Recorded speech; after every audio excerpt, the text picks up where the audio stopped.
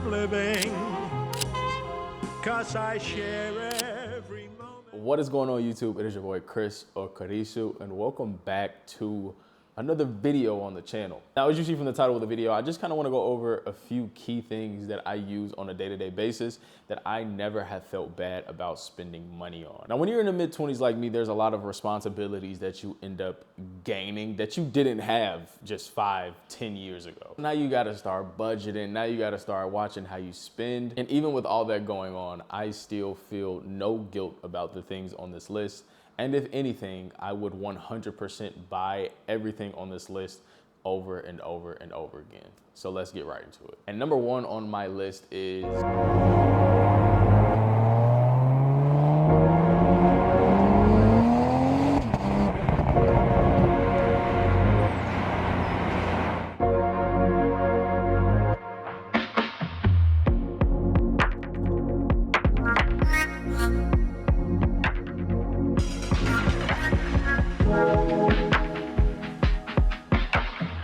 Now, I'm gonna be very honest, my 2025 BMW M340 being number one on my list is low-key a preference thing. This is a $70,000 car, and I do think that every dollar was worth it.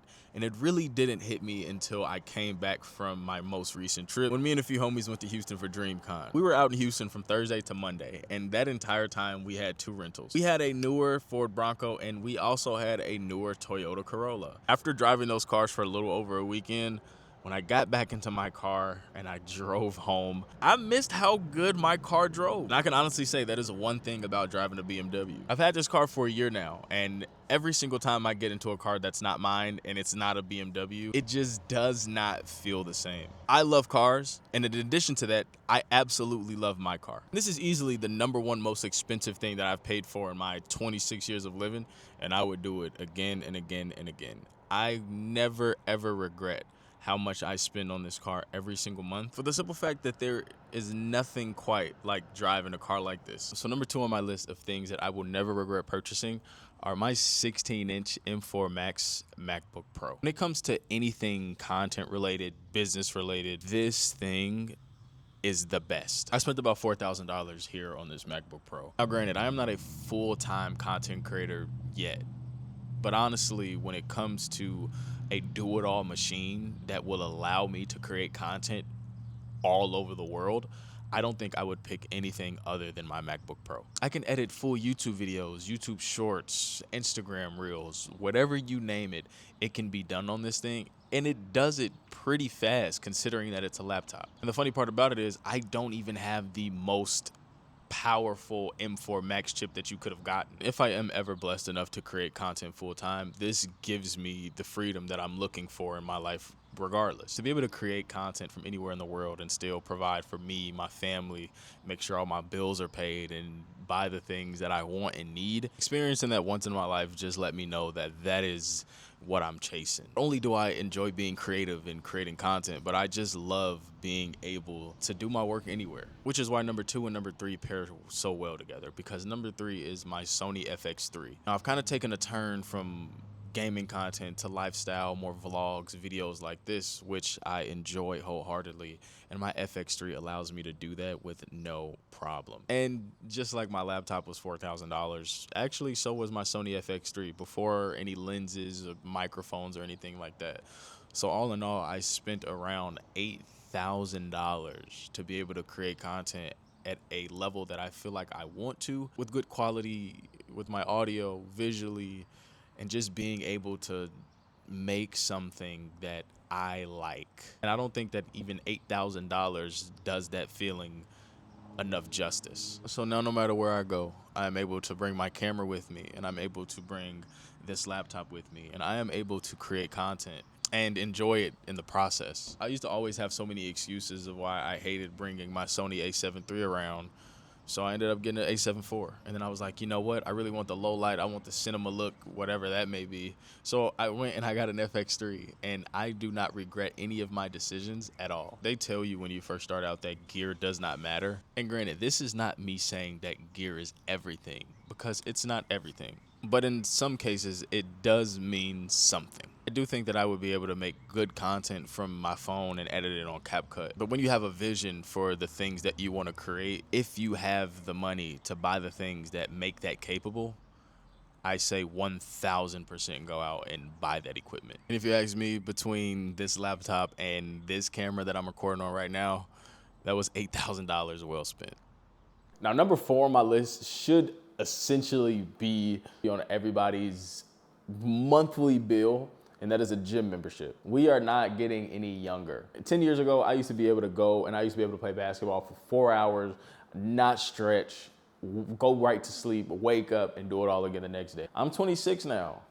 My knees hurt a lot more than they did just a few years ago. And with that being said, the gym, I don't care how much it is. The gym is a necessary investment, and I think that every single human on planet Earth should have a gym membership that they can go to anywhere in America, no matter where you are. I got a membership at LA Fitness. If I'm traveling throughout the United States and there's a LA Fitness by, I can go to the gym and I can get a workout in if where I'm staying doesn't have anything for me to use. Spend a little over $500 a year on my gym membership alone. And I'm not saying you have to go to Lifetime and get the most expensive membership. All I'm saying is you should have a membership to a gym somewhere. Number 5 on my list is actually my card holder. I think that we are now in an age to where not many people carry cash. And a nice, sleek card holder is one thing I don't mind spending money on. This, for example, this is a collab from BMW and Montblanc. You can always go out somewhere and find you a nice wallet, TJ Maxx, Marshalls, Walmart, and spend about 30 bucks. But in some of those cases, you pay for what you get. And funny enough, I accidentally washed this card holder. It's such good quality that it held up like nothing ever happened. You would have never known that this has been washed and dried through a washing machine if I didn't tell you. Definitely worth a few $100. So number 6 on my list is something that I recently picked up pretty recently, but ever since I've used it, I actually like it a lot. And it is my Whoop membership. This little sleek band right here is essentially a little extension of a health coach, if you will. I pay about 240 bucks a year for it, and it tracks all the things that I feel are important for me and my health journey. It tracks my sleep, my stress, my heart rate, how many calories I burn throughout the day, and I can check it at any time of the day with this app on my phone. I've been getting super locked in with my personal health on all levels. And I feel like this was just the perfect addition to my already pretty serious health journey. $250 a year comes out to about $30 a month, so it isn't too bad, but I'll be honest, I have been loving it so far. Number 7 on my list is actually a wristwatch. I've made short form videos about how important just a nice watch I think looks on a man. You can go leather, you can go all metal, you can go Citizen, you can go Rolex. It does not matter. I've been having this Rolex itch for about a year now, so I think it might be time to just, I'm not sure yet, but I know that no matter what I spend on it, if it's reasonable, I'm not gonna regret it. Having a nice watch on your wrist as a man is just such an underrated feeling, and all my guys out there know. Even later down the line when I'm married, I want my lady to have a lady day date on. I want my lady to have a lady Rolex on, and I wanna be able to provide that for her. Essentially, a really, really nice wristwatch goes with anything. When I bought this watch on my wrist, I spent about 500 bucks, and I've had it for 3 years and it has been on my wrist pretty much every day. If I take it off, I don't know if you can notice, but there is a pretty bad tan line from wearing a watch every single day. And it's crazy how life works, because 10 to 12 years ago, I was wearing a bunch of silly bands on my wrist and had a bunch of the other wristbands. And nowadays, I got on a nice wristwatch and I got on my health tracker. And it just works. It just works. What can I say? And number 8 are going to be anything that I use to create content, YouTube videos, whatever. That goes for editing softwares. That goes for music subscriptions. That means everything. Number 1 is going to be DaVinci Resolve, which is what I'm editing this video through. I use DaVinci Resolve for everything video editing. Take all the files that I shoot from my camera, I put them into DaVinci Resolve, I color grade them, I cut them up, I edit them, I put effects on them, I put music to it, and that's what makes a YouTube video. That alone cost me about 250 bucks. And I love that because when you go to Premiere Pro, that is about a $25 to $30 to $60 a month subscription to be able to edit videos and do everything like that. Now, I do pay for the Adobe Creative Cloud, but it's because that is where I make thumbnails. If I ever want to edit on Premiere Pro again, I can. I edited on Premiere Pro for years and years and years when I was making content full time.